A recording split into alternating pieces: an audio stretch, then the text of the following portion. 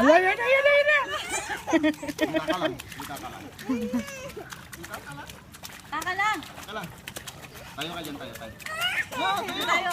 Kuhanin mo itong chocolate. Oh. Ate na yung chocolate to. Siso.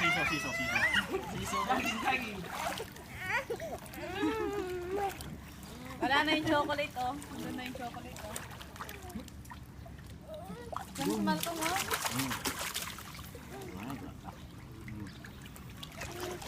Ay, kinuha na yung chocolate oh. Wala na. Wow! Ha? Kay Malcolm na yung chocolate.